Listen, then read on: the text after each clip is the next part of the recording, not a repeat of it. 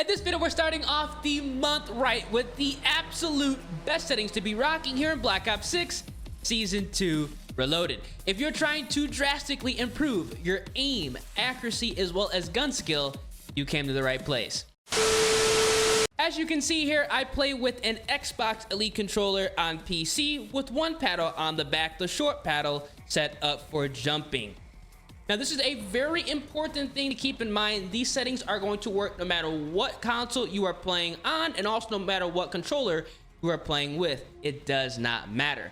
For the button layout, I highly recommend playing on tactical. Even though you are running a controller, or maybe even a controller that does not have paddles on the back, tactical is going to be the absolute best button layout to play on when playing Call of Duty Black Ops 6, because it's going to remap your crouch and prone buttons by allowing you to just press down on the right thumbstick in order to drop to a crouch or a prone position. This is also going to allow you to stay on target and aim down sight while you are doing a drop shot, so you can be that much more lethal at those close and medium ranges. If you find yourself running and gunning and losing a lot of close range engagements, I highly recommend going ahead and making the switch to the tactical button layout. You are definitely not going to regret it. Now, what you also are going to want to go ahead and adjust is your horizontal stick sensitivity as well as your vertical stick sensitivity. This is incredibly important when you are trying to fine-tune your aim and accuracy, especially at those longer ranges. I always recommend players to run within that 4 to 6/7 sensitivity window, and that's going to be the 1.2 to the 1.6 sensitivity range. This is going to be perfect if you are a running gun aggressive player or somebody likes to sit back and pick people off from longer ranges.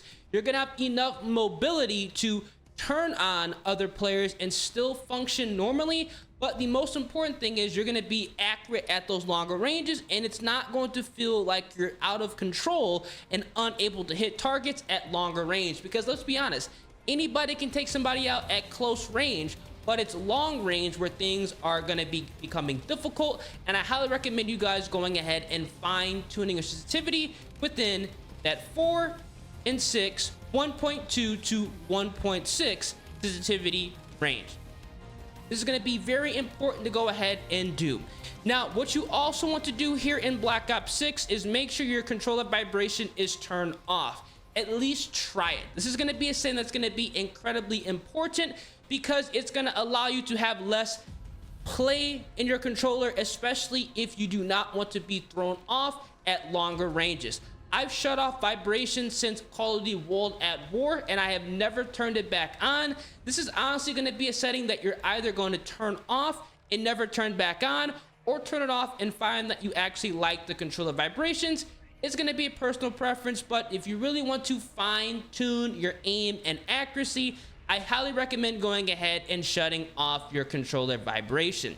Now, for the dead zone inputs, I'm going to go ahead and show mine, but keep in mind that dead zone are going to be specific to your own controller's health, and my settings might not be the best for you, so make sure you guys go ahead and fine-tune these to your own liking.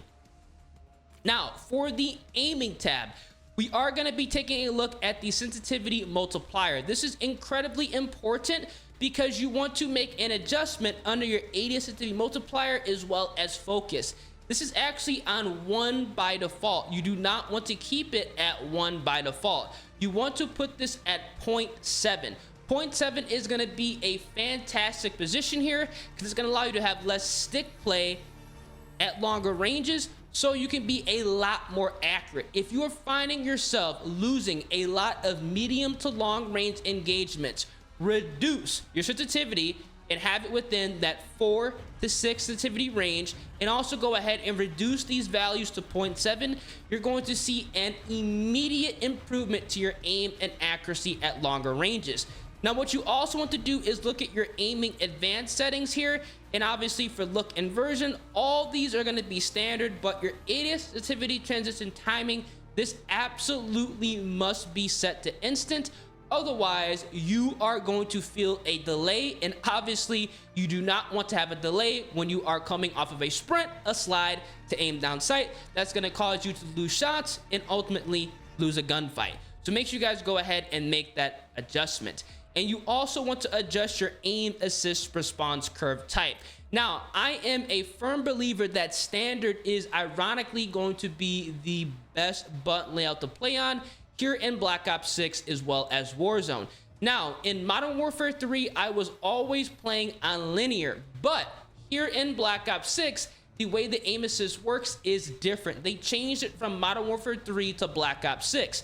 And in an effort to prevent you having to relearn how to aim and win gunfights at longer ranges, I am now recommending playing on standard as a safety, because at a moment's notice, they've done it in Modern Warfare 3, they've done it in Black Ops 6, they can make changes to values and overall throw the entire game off, and it is incredibly, and I mean incredibly annoying trying to figure out how to aim and win gunfights at longer ranges. They've already went ahead and removed the 4 to 6 range to the 1.2, 1.6. A lot of people weren't vibing with it. Personally, you can still kind of go ahead and get it back to where it was, but it's just things like that that can happen without, you know, any type of heads up. It's just safe to go ahead and play on standard. Now, everything else here is going to be the same. I've not made any other changes under the aiming advanced setting. Now, everything here, target aim assist is turned on, motion sensor behavior is turned off, and we're gonna go over to movement here. As you guys can see here, I have my tactical sprint assist turned on, which I think is gonna be a great way for you to get around the map a lot faster and a lot smoother. And I also have my sprint assist delay set to 0. You absolutely want to keep this at 0. It's gonna allow you to have less delay and overall have the game feel a lot more smooth, because absolutely nobody wants to have a delay when they're trying to go ahead and come from a sprint to aim down sight. Make sure you guys have this set to 0. Everything else is going to be left alone. Now, mantle assist, I turn this off. Crouch assist, I also turn this off. And corner slice, I turn this off as well. And for my slide dive behavior, I have this set to hybrid. This is going to be very important to go ahead and make these adjustments, because with the Omni movement, it is very easy to accidentally perform a function that you don't actually want to have happen, like mantling over a random object, going ahead and doing a dolphin dive, sliding when you don't want to. These settings are going to allow you to only do those functions when you actually want to do those functions, so you're not accidentally losing a gunfight at close range.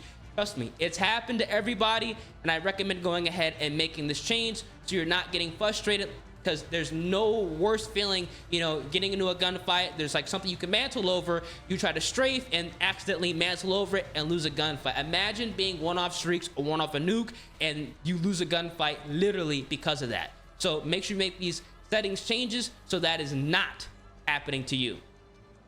And then finally, down here, you guys can see here, I've not made any other changes under the movement tab. Now for combat, the only thing I've went ahead and made a change is I've actually set my C4 detonation activity by 1 The reason I go ahead and do this is so I can go ahead and detonate the C4s without actually throwing 2 of them at the same time if I do decide to go ahead and run C4s. But I'm not too sure how many people run C4s here in Black Ops 6 as well as Warzone. A lot of people are running flak jacket for good reason. Everything else here is going to be the same. I've not made any other changes for the controller settings here in Black Ops 6 as well as Warzone. Now, for the graphics settings, we are going to make some adjustments that are going to lead to an immediate improvement with your aim, accuracy, as well as gun skill at longer ranges. Motion reduction presets turned off. Arachnophobia mode, if you want it on, you can have it on. I have mine turned off. But for your field of view, I recommend playing on the 100 to 120 FOV range. This is going to be very important. Not only are you going to be getting a bigger picture, so you can see people on your screen a lot easier, but you also want to couple this with the affected ADS field of view. This is incredibly important to do so here in Black Ops 6 and not run independent, because whatever FOV in game you have set, that is going to mirror for your ADS. So if you're running an optic or iron sights, that's going to be shown in the 100 or the 120 or anywhere between that FOV range, and this is going to allow you to have less visual recoil at longer ranges. If you ever are wondering how people can essentially have like a no recoil looking weapon, odds are they're running the 100 to 120 FOV with the ADS field of view set to affected. It's going to give that illusion that they have less recoil, but it's just the field of view giving you less visual recoil. I highly recommend going ahead and making this change if you have trouble running weapons like the AS Val or the AK-74, or honestly any weapon here in Black Ops 6 as well as Warzone. This is going to help you at longer ranges, and you're going to see an immediate improvement to your gameplay. Make sure this change is made now. Now, everything else under the graphic settings here are going to be the same. The only thing that I go ahead and recommend you guys changing is your world motion blur. This must be turned off, as well as your weapon motion blur. This also must be turned off. This is gonna give you a very annoying and weird haze on your screen, making things a lot difficult to see at those longer ranges, especially if people are in dark corners. So if you don't want to be dying to corner campers or people in the back of the map sniping, I highly recommend going ahead and shutting these off. Your game is going to look a lot better. Now, a personal preference setting that I go ahead and enable is your first person camera movement. I have this set to 50%. If you like to play on maps like Nuketown, Babylon, or Subsonic, and you find yourself getting hit by a lot of grenades and whatnot, having this actually set to 50% is going to prevent a lot of that screen shake. So this is going to be overall going to allow you to have like a less annoying feeling in the game. I do recommend going ahead and doing this because we all know if you play on maps like Nuketown, Babylon, Subsonic, we got grenades going off, we got flashbangs going off, we got smoke grenades going off. It's ridiculous. So definitely go ahead and make this change so your game isn't as shaky as it would be with this set to 100%. This is another setting that you're going to change and see an immediate improvement, which I think is a massive W. And everything else here is going to be the same. I have went ahead and turned the inverted flashbang on just so the game isn't as annoying when you do get flashbang, a setting that I think a lot of people will also enjoy. Now, for the audio settings, we are going to go and take a look at these because these are actually very important as well. Now, what I have went ahead and done here is I have my master game volume set to 100, just so I can hear footsteps and gunfire very clearly. I recommend going ahead and doing so if you have a headset. If you have a headset that you've bought within the last 7 years, you'll be good to go here. My headset I bought in literally Infinite Warfare days. It's dinosaur grade, but it still works out great. For your gameplay music volume, I have this set to 30 because it's just incredibly loud here in Black Ops 6. It sounds good, but it's just too loud to have it reduced. Everything else is going to be the same, and everything else here as well is going to be the same as well, except I do have on my audio mix set to headphones bass boost. This is going to allow you to hear more footsteps as well as gunfire a lot easier. And again, if you have a headset that you've bought in the last 7 years, this is going to be incredibly important so you can hear where people are at and kind of figure out what people are going to be, you know, rotating towards without the use of a UAV. This is a setting that I highly recommend going ahead and adjusting right now, especially if you find yourself like getting snuck up behind or just kind of lost in the sauce here in multiplayer. And then everything else here is going to be the same. I've not went ahead and made any other adjustments under the audio setting. For the voice chat, the only thing I have done here is I've switched it to push to talk. Obviously, I make videos. Imagine how annoying it would be if I was to go ahead and do this commentating in games. That's why I have push to talk enabled. And then finally, for the interface settings, the only thing that I went ahead and made an adjustment to is I have went ahead and reduced my mini map shape from round to square. Reduced. Technically, it's going to be giving you a bigger picture. So in all reality, you should probably go ahead and do this so you can see a lot more people on the mini map. And also, it's going to be a lot easier to read and interpret what's actually going on in game. Definitely a setting that I think a lot of people sleep on, but it's going to make a massive improvement here in Black Ops 6 Season 2 Reloaded, as well as future seasons to come. If you do want a video on how to read and interpret the mini map, let me know down in the comment section.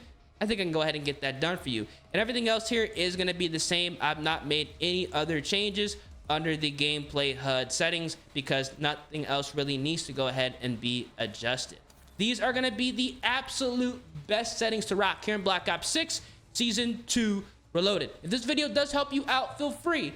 Drop a like in the vid, subscribe to the channel, turn on those post notifications, and make sure to fine tune your horizontal and vertical sensitivity, and make sure that you are running on the standard default sensitivity setting. You're going to find yourself drastically improving your aim, accuracy, and gun skills. It's been your boy Ears, and I'm gonna catch you guys in the next one. Deuces.